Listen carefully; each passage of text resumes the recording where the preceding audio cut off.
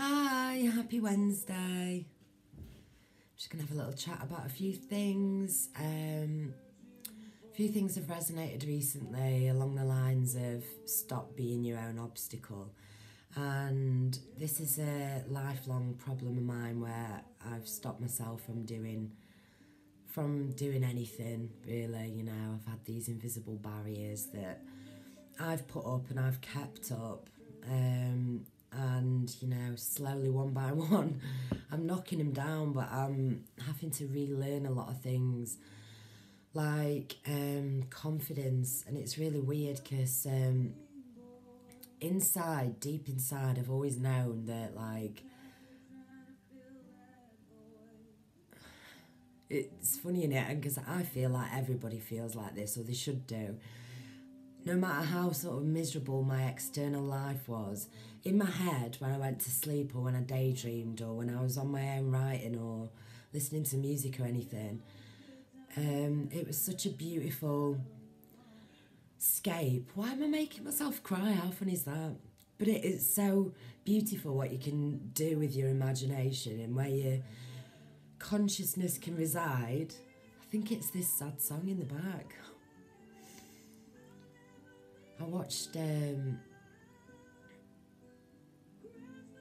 someone sing it, a big fat boy and a girl sing it the other day on YouTube, and it made me cry. I've never heard it before because you don't watch films or anything. Bloody beautiful. But it's Lady Gaga and everyone thinks she's whatever, so, you know, I can appreciate her musical prowess. Anyway, so over the last week or so, I've felt very like emotional and very tuned in, but when I've shut down or meditated or been dreaming, it's pretty intense. So it's sort of it's like the training continues in the dreamscape, you know, astral realms, I guess people would say. This song is just so beautiful.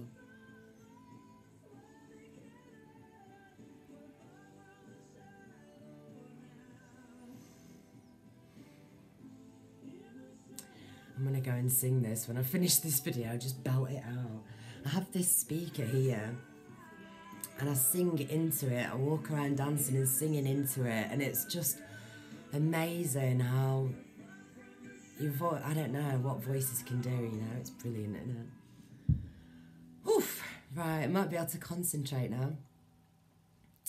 So my dreams are, like I said last time, it's like when I said it's like I'm learning to walk and talk in my dreams, what I mean is it's like I'm relearning to manifest in my dreams, to use magic or whatever, you know, to fly, to create matter out of sound, things like that, things that I've not sat wholly in since my childhood. And the dreams now are very, very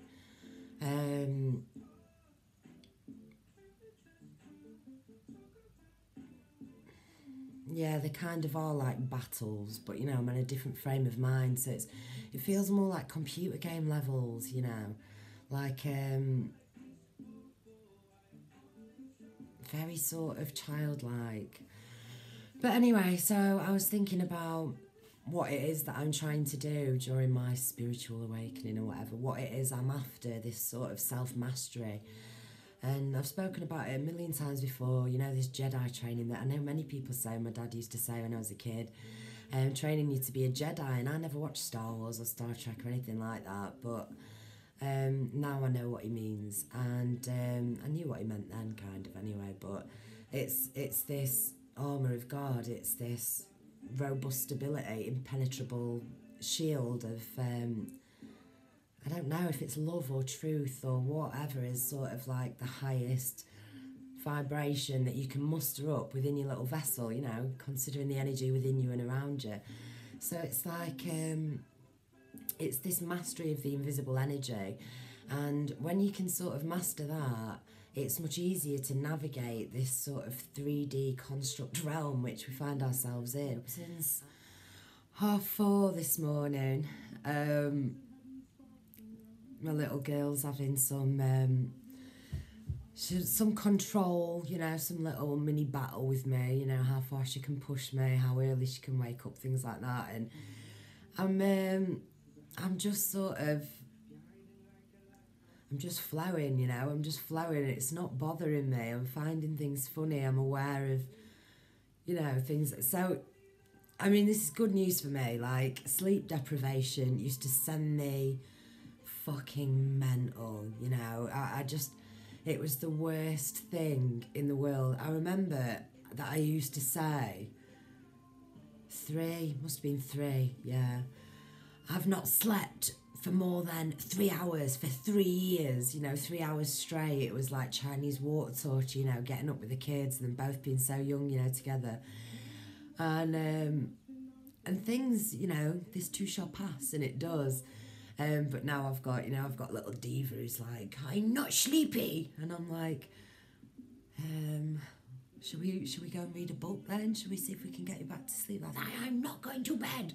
You know, so I just let her stay up this morning, but she woke everyone up, so. Hey, never mind. So I'm a bit tired and I might not make sense, but there was a few things I wanted to talk about. I just did another video actually and did a little cry as well. Another song made me cry, so I'm just like, fucking scrap it and start again. I'm in this awareness of the test of it all again. You know, sometimes this awareness comes to the forefront. I feel like I've had this awareness my whole life. You know, the moments of deja vu or the profound states of heightened consciousness that your self takes you into, either, you know, like I've spoken about this before on some of my really old videos, but, you know, near-death experiences, and I never had any regard for my own life. I was never scared to die until I had kids, actually. And so it's something that I understand, that there's nothing to be scared of, you know, that we transcend, and energy just is infinite. I know that. But there's still that, you know, that mother part of me that's so clinging on to the existence of my kids and my part in their life that it scares me to imagine, you know, leaving them. But, you know, this is things that I'm working on. It's not something that I'm scared about. But anyway, I always never had any regard for my life, and I'd never even, like, racked anything up. You know, I'm quite low key, really, and my family were all family of fucking martyrs. Like, my dad once broke his leg and didn't go to the hospital or anything. And then, like, the next day, obviously it was still broken. He didn't know it was broken. Refused to go to the hospital. The next day was work. And there was like 6 foot of, not 6 foot, probably 4 foot of snow this one day. And he walked with a broken leg, like 4 miles to work to open his post office and stuff. You know, I'm like, that martyr needs a fucking medal for that, you know. But God's sake, it's like, because both my parents are martyrs, I've been a martyr as well, and I've just I'll do it, have this, have that, you know, I'll have nothing. And I've never even wanted anything. This is the fucking thing, but you get sick of that programming. You go, hang on a minute, this ain't good for me, you know. So I'm aware of all the programs that I was given and that I slotted into, and, you know, that I carried my whole life. And I'm really consciously releasing these programs. And I was super duper, you know, pissed off. Super pissed off. Silently. Just fucking livid. Silently livid with everything and everyone around me, and just never opening up, or never feeling like I could open up to even the start of my feelings, to explain it all in a way that I needed to, that, you know, it was just, you know, just the energy, just sort of like very negative, you know, for a long time. Like, I used to drink and I would be happy as fuck. I was a really good, happy drunk. Everyone wanted me to come out. I'd get myself into really stupid fucking situations and do ridiculously stupid things. And I don't drink anymore. And it's been the best thing ever, ever, ever, ever. But now, when I look back as this different person, you know, on my evolution, and I'm like, fucking hell, like, I nearly died so many times. And when I've really examined them again, even though I was drunk in a lot of them, their same states of consciousness were attainable, if you know what I mean. It's like I've said before, when I was pregnant and during the labour, like, labour is the most psychedelic experience ever. Like, fucking hell, it was just, especially my second one, because it was, you know, it was natural. The first one, there's a few complications, but I went to this place in my consciousness where I'd been to before when I'd had like a near-death experience where I nearly drowned in some snow once. Well, drowned, I nearly just let myself die in deep snow. I just gave up and went all peaceful, and, you know, I was going to go to sleep, and I got rescued somehow. And yeah, I've had loads and loads of ridiculously close calls, and never sort of realised that there were near-death experiences. I was electrocuted as well when I was about 5, and I put my hand into a lamp socket. My mum and dad had had an argument the night before. We had this big lamp with like a fabric fucking lampshade on it, and they used to call it Griselda because the shadow of it looked a bit like a witch. But anyway, the fucking lamp was on the floor and the light bulb was broken in it, and my stupid child mind didn't realise that if I put my hand in to try, and I was trying to take the bottom of the broken light bulb out.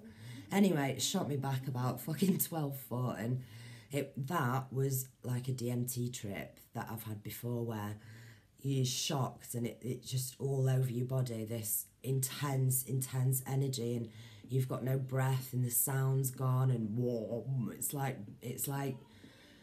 I guess I'd imagine it's a bit like drowning, how drowning is and how it feels on the senses. Anyway, and for like 10 minutes, it was like some horror show where I was trying to crawl up the stairs, and my mum was in the bath. I was trying to get my mum to help because I couldn't breathe and I thought I was dying and stuff, but I couldn't move and breathe, and whoa.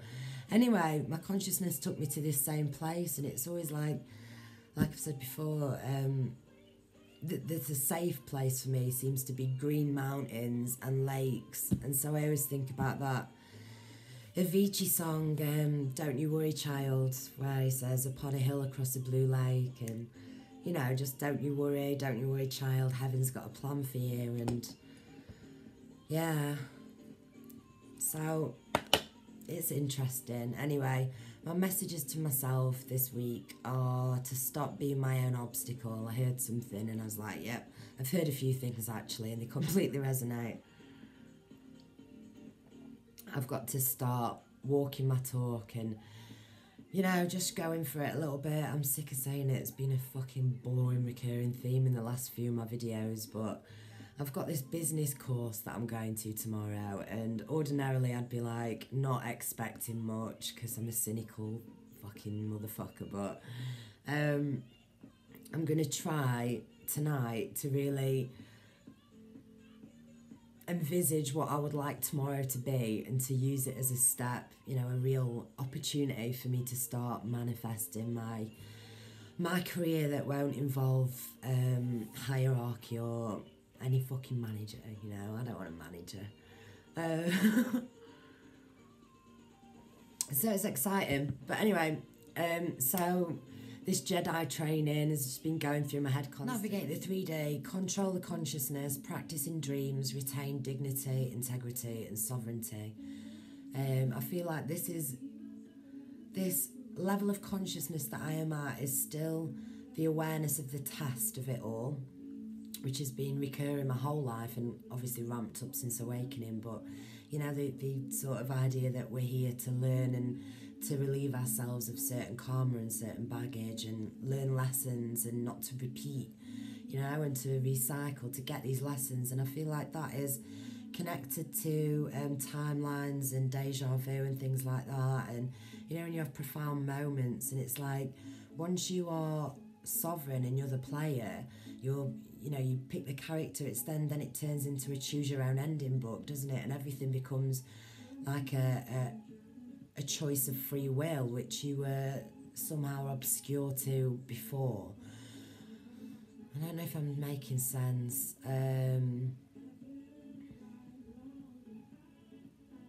But anyway, I've just got to start trying to walk my talk. You know, I'm talking the talk. I'm not always walking the walk. Like, I find myself, you know, I'm way better though, I've got to admit. And I do have a little, you know, I pat myself on the back every so often. I'm like, fucking well done, you. Like, nicely handled. And just the way my whole being has changed. I just don't carry this reactiveness that I used to have, this sort of volatility or this explosive undertone to everything, you know. It's just disappeared. And like, I'm sometimes not trusting of it. And I'm like, you know, sometimes I'm expecting to be, or like I've always moaning about my frown lines, you know, from just years of frowning at everything, just being like, fucking, you know, not really like that, but, you know, inside just sort of like despairing about everything. And just now I'm like, you know, you're still frowning, what am I frowning for? I don't actually feel any of the, you know, the hard stuff that I've had my whole life. So I don't know. I'm just interested. I'm super interested. And it's coming up to Easter. And again, like I said this time last year, I thought the whole world was going to end on Easter. But I think that's a collective feel, like, you know, because of the resurrection of Jesus and the spring.